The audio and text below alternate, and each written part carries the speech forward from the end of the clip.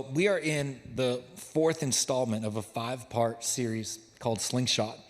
And what we're doing in the series, we're learning 5 small disciplines that can make a big difference in the trajectory of our life this year. And it really is, God often does big things on the heels of our small things. Small things can make a big difference in your life. And we've been using this idea of a slingshot to illustrate this principle that these aren't just disciplines. This is something that if you'll begin to put this into practice in your life, it becomes a secret weapon for you. I'm telling you that it will launch you into your destiny. It will propel you into your divine purpose. And if you don't hear anything else from me today, I would hope that you walk away with that, knowing that God has a call on your life, that he has a plan for you, that he knows you, that he has carved something out for you. It used to be I would shy away from that word destiny sometimes because destiny implies that it's almost fatalistic, like you don't have to do anything. And I don't believe that. What we do absolutely matters. But at the same time, I would tell you, when I say your divine destiny, I'm reminded of what Paul wrote in Romans chapter 11. He said, the gifts and callings of God are irrevocable. What does that mean? It means that when God gives something, he doesn't take it back. It means that when God calls somebody, he doesn't change his mind on that person. And I just want you to hear this today and get it in your soul that you can't mess up God's plans for you. You cannot derail your destiny. You cannot mess up what God has ordered for life. Now, that doesn't mean it's automatic. You can decline it. You can refuse it, but you are not too powerful to mess it up. And I just think about Jonah. Jonah is not my text today, but I just want to share this it's for somebody here. Jonah was a prophet. He had a clear word from God, heard exactly what he was supposed to do. And Jonah went the very opposite direction. Like if anybody was trying to mess up God's plan, that was Jonah. Knew what he was supposed to do and didn't just accidentally not do it or make a bad decision. He went the very opposite direction. But the moment that he humbled himself, the moment that he surrendered, the moment that he yielded and submitted to God's plan, he got right back where he needed to be at the right time that he was supposed to be there. And I'm just trying to help you that God knows you.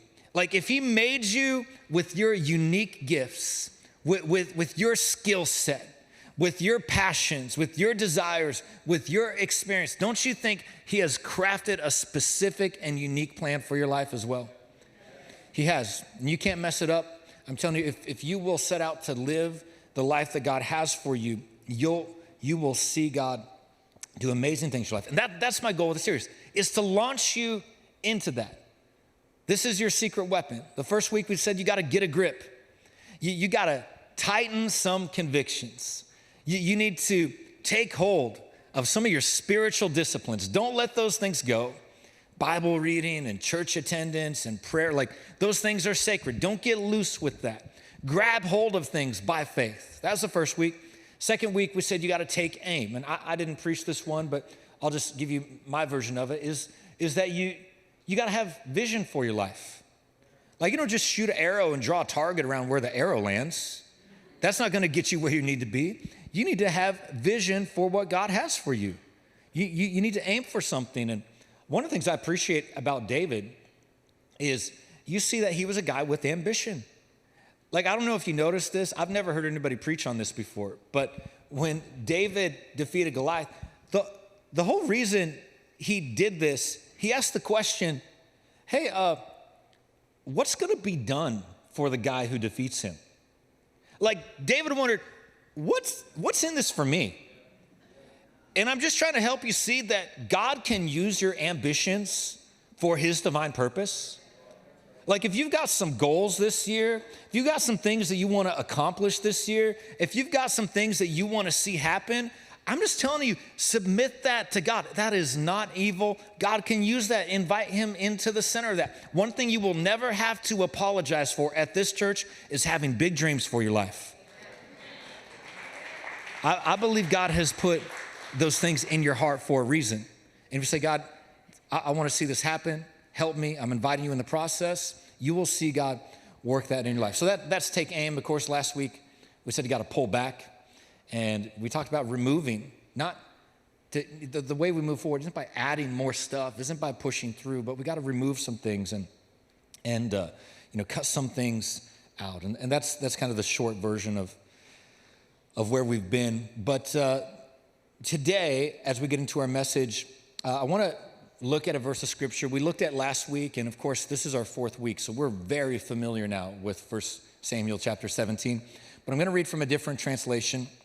This is the Message translation if you want to look it up in your phone, your Bible phone. But I'm going to start in verse 38, just 2 verses, and then we will get going. It says, "Then Saul outfitted David as a soldier in armor." Say outfitted, just so I know you're with me. Outfitted. Well, he put his bronze helmet on his head, and he belted his sword on him over the armor. And David tried to walk, but he could hardly budge. So David told Saul, "I can't even move with all this stuff on me. I'm not used to this." And he took it all off. I'm not going to have you say that one out loud. People get the wrong idea. But so last week I told you pull back. Today I want to talk to you about let go. Let go. You got to let go of those things that do not fit your future. And I don't know, that word outfitted and putting the stuff on, I guess it stuck out to me this week because, well, somebody said to me last week, I don't know if you can believe this, they said, I can tell what kind of sermon it's going to be based off the fit on Sunday. And I didn't know how to take that. I don't know if I should be encouraged or rebuke them. It's like, well, I can tell what kind of sermon it's going to be by whether or not you lean in. So there. But I mean, I got enough pressure just recognizing that I'm speaking on behalf of God up here, that eternity is hanging in the balance, right? I don't need to know that I'm judged based off how I look. So thank you for the vote of confidence. But thank you. Thank you. But I know that, there is something to be said, right? Like with what you have on. I get it. Like, I really believe you look good, you feel good. You feel good. In my case, you preach good. Hopefully, you preach good. But you look good, you feel good, you do good. Unfortunately, I've not been able to pass on this knowledge to my children yet. Like, just yesterday, my daughter Pippa had a dance recital, and Reese was at work, and Oliver had a basketball game, so it was just me and Grant going. Marissa was already there getting her ready. I said, Grant, we got to get ready to go. Get ready, because he's in the morning. And so I'm doing my own thing. It's time to go. And I said, Grant, let's walk out the door. And he comes, and his hair's not combed, and he's got a wrinkly shirt on. He's wearing sweatpants. He doesn't even have shoes on. I'm like, kid, you are not ready. How are you my son? We need to, it matters.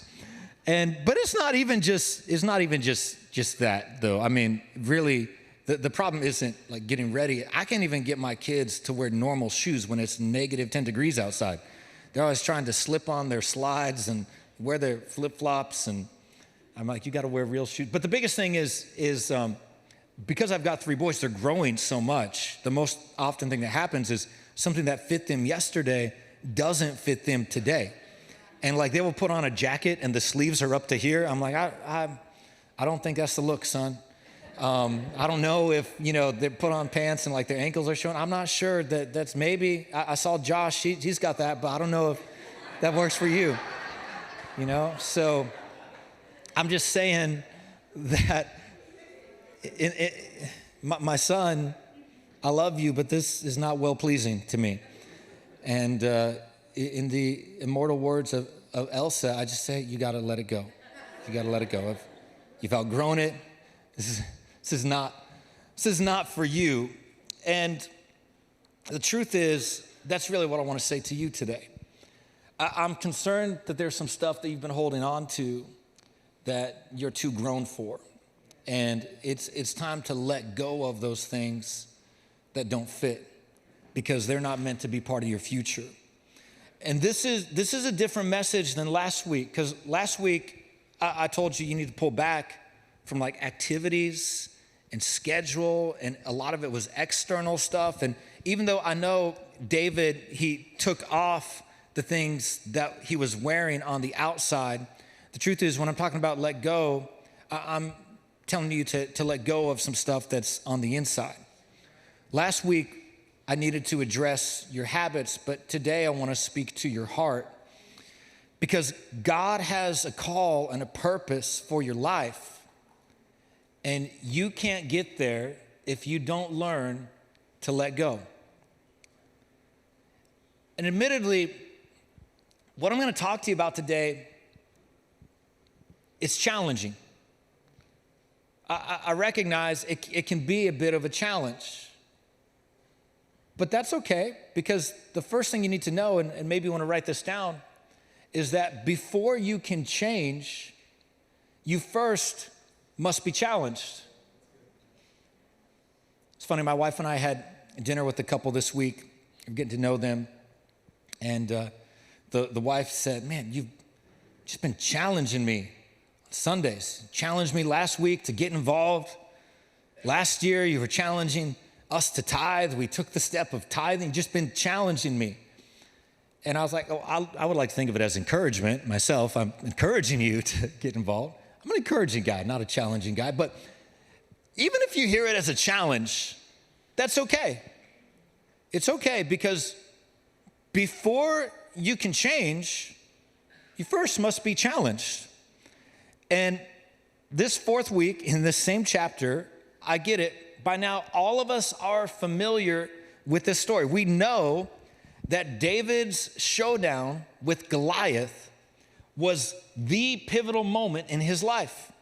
It was the catalyst that catapulted him into the spotlight, into a sphere of influence, into the public domain. But he didn't get to that place without first facing a challenge. In fact, the text tells us this.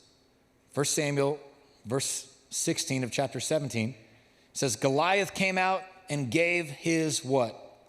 Challenge. Every morning and every evening for 40 days. I'll just tell you this as a side note.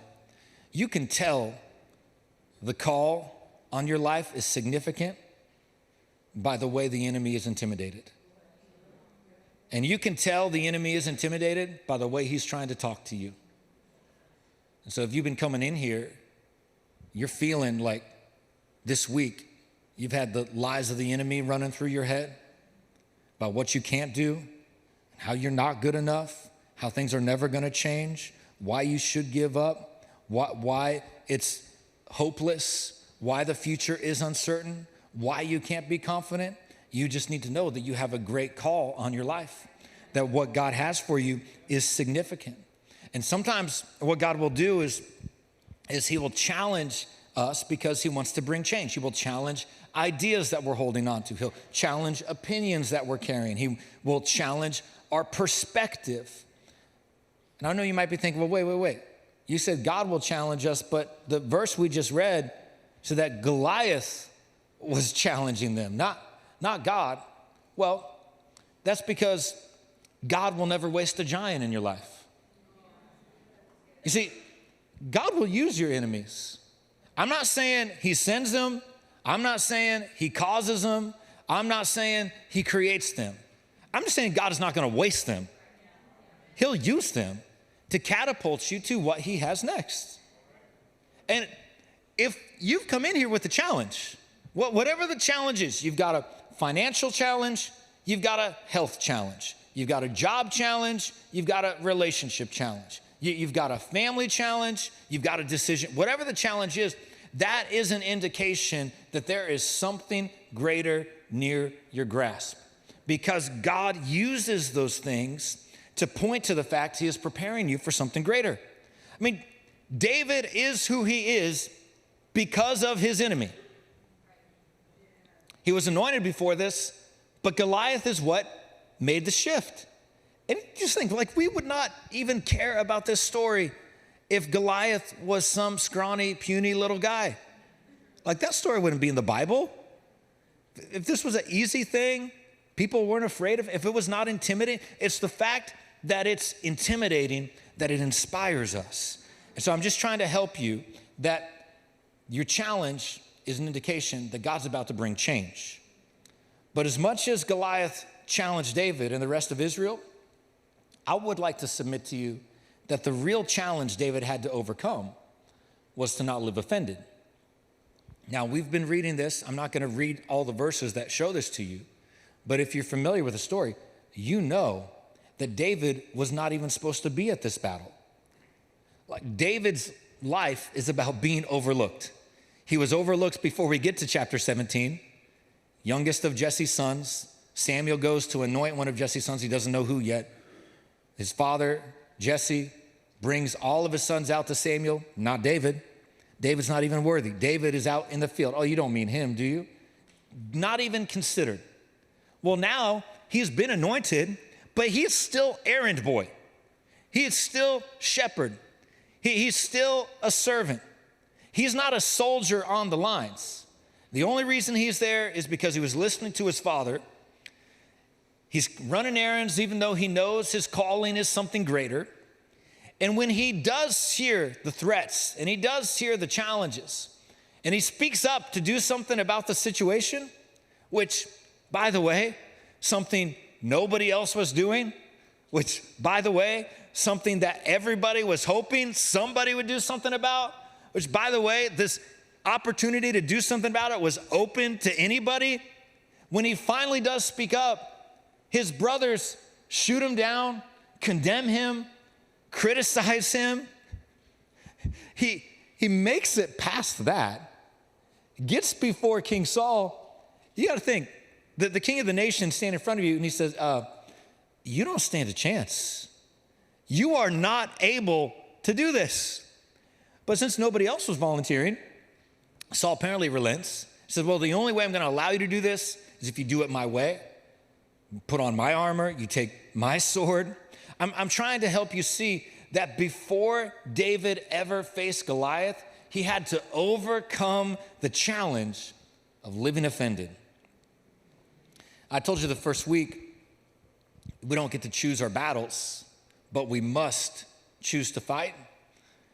Yet, I wonder how many less battles we would have to fight if we didn't get so offended. If we would learn to let go of offenses. That's what offenses do to you. When you're offended, you start fighting battles that you shouldn't be in. And when you're in a battle that you shouldn't be in, it will deplete you of the strength that you need for what God has actually called you to face. And so what I appreciate about David is he had enough insight to know, okay, there's some stuff that's not right, but that's not what God's called me to. That's not my fight. I'm going to let that stuff go so I can have strength for what I need. And when I tell you that before you can change, you must be challenged, I want you to understand that one of the ways God is going to challenge you is by asking you to let go. Because he wants to know if you are willing to release control. To release control. Your need for control. How you always take control. Because when you're doing what God has called you to do, your job is not to take control. You might have to take courage, but not control. You need to let go of your need for control. And when I say let go, I don't mean let go of your responsibilities, but I'm saying releasing what you could never control to begin with. And that's the real issue for most of us. Most of us would rather stay stuck in a cycle than surrender our need to control. So let me help you with this. When I'm saying that you've got to let go today, let me put it this way. It's not about dropping it. It's about casting it. Not about dropping it. It's about casting it. The reason many of us have a hard time releasing the things that we've been holding on to in our heart for so long is because we've been doing this for so long. We're afraid of what might happen if we stop. But I'm not telling you to drop it. When I say let go, I'm telling you to place it in God's capable hands. To let go means to let him carry it. To let go means to let him have it. And I like the way Peter wrote about it in his epistle. Peter put it this way. He said, cast all your cares on him, for he cares for you.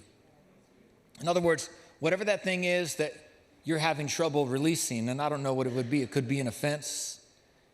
It could be a worry. It could be a fear. It could be the expectations and standards put on you by other people. It could be the limitations and boundaries put on you by other people.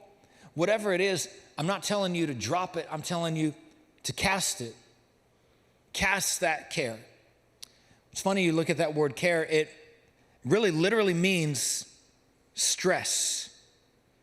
Whatever is stressing you, whatever is causing you tension, whatever is causing pressure in your life, that's the thing that you need to give to God. And I'm not telling you that it doesn't need to be carried. I'm just trying to suggest that it doesn't need to be carried by you. See, interesting, we know that David knew this because David wrote Psalm 55. And if you read Psalm 55, what you discover is he wrote it during a time where he had suffered a deep betrayal by somebody close to him. And he talks to God about it. He talks to God about his emotions. He talks to God about what he's feeling. But he also talks about how he handled it. And in verse 22, he gives us some instruction on how to handle the hurts that we're hold on to. He says, pile your troubles on God's shoulders. He'll carry your load. He'll help you out. In other words, you've been holding the hurt. You've been holding the bitterness. You've been holding the shame. You've been holding that offense. If you really want to move forward, you've got to cast it on God. You've got to let him carry it. I'm not telling you that it's not significant. I'm not telling you that it's not heavy. I'm just telling you, you cannot move forward as long as you're holding it. That's why you got to let go of the way you thought things were supposed to be. That's why you got to let go of the standards and expectations put on you by other people. That's why you got to let go of your need for perfection that can only be complete by the perfect work of Jesus. You've got to let go of that. I know sometimes to let go, it can feel like a failure, but I'm trying to help you see it's the way forward. Endings are not evil. Dr. Henry Cloud says that endings are necessary. The reality is, if you want to step into something new, you have got to be willing to step out of something old. I think the reason people don't reach what God has for them, it's not that they don't desire something new. It's not that they don't desire something better. It's not that they don't desire what God has for them. It's that they're unwilling to step out of an old thing that's become familiar. That's what David did in our text. You got to keep in mind, it would have been unimaginable for anyone to go into a battle without the proper protection, without the proper weapons. Like, there's a fight, you suit up for the fight. There's a fight. This is the protocol. This is the usual standard. This is how you fight a battle. But David knew that the source of the issue determines the strategy for the fight. And since the problem was not Goliath's size, he wasn't worried about how big he was. Since the problem was not Goliath's weapons, he didn't need to take the usual weapons. Since the problem was not Goliath's strength, he didn't need the usual protection. You might be thinking, well, what was the problem? The problem was the fact that Israel had forgotten that they serve a great God. And so since that's the problem, the way to face the fight is to do it in a way that is going to give God glory in front of all of Israel, that their God is great. So what does David do? Let's go of everything that they tried to put on him. Let's go of their expectations. Let's go of their insults. Let's go of their criticisms. Let's go of their doubts. Even let's go of their help and their support. He says, I don't need any of that. I'm not going to hold on to it. I don't need it. And he goes to face Goliath. Let me show you what he does. Verse 45, David said to the Philistine, you come against me with sword and spear and javelin. And this was kind of funny to me because like Goliath didn't just have one weapon. He had three. Like this guy's armed to the teeth. He's got a sword, he's got a spear, he's got like if something doesn't, one of these is going to work. He said, but I come against you. I don't have any of that. I don't have those weapons. I come against you in the name of the Lord Almighty. I don't just have one weapon. I have the God of the armies of Israel, whom you have defied. So he's saying, I'm not coming to you with this, with all of these weapons. I have placed this in God's hands. In some ways, he's coming empty-handed because he's put it in God's hands. But the very next verse is interesting because now that David's hands are open, he says, this day the Lord will deliver you into my hands. And I'll strike you down and I'll cut off your head. And this very day I will give you the carcasses of the Philistine army to the birds and the wild animals.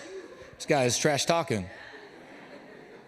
And the whole world will know, this is the reason, that there's a God in Israel. So he says, all those gathered here will know, look, it's not the sword. I don't need it. It's not the spear.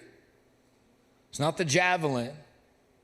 It's not the armor. It's not all that stuff that I could try to put my hands on and manipulate and strategize. No, it's not that stuff. It's the Lord who saves.